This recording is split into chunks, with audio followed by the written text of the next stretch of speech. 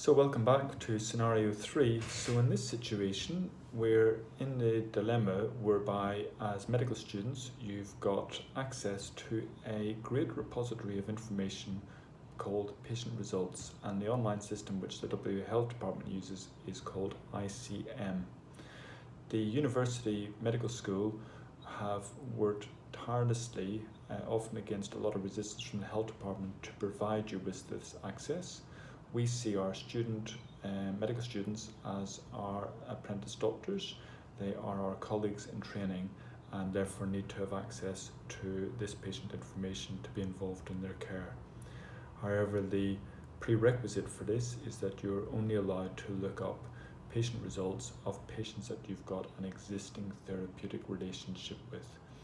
So you do not have the ability to look up relatives or your spouses or other loved ones' results, and certainly not look up incidental information for people who you may or may not know.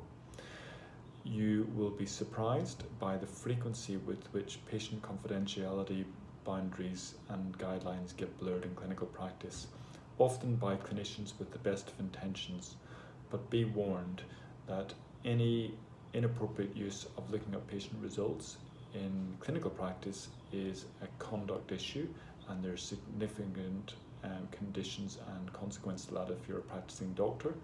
So we have to ensure that as medical students you are under the same scrutiny and rigour, and if the health department or university ever find out that you've been looking up results inappropriately, we take this very, very seriously in terms of your professional behaviour and progress.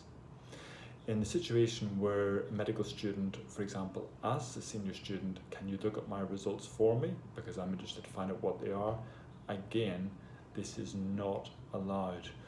You as a patient can allow the treating team to provide information to a person who you delegate for this information, but that's a very different situation to the person themselves being able to log on and get results.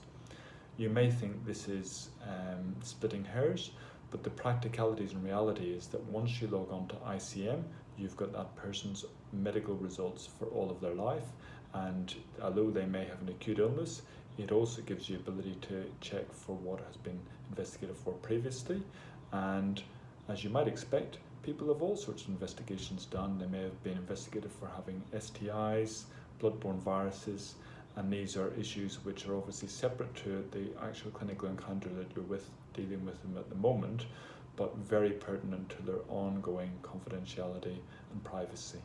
And that's why the simple answer is that you should never look up results for anyone else other than a patient who's directly under your team's care. Thank you.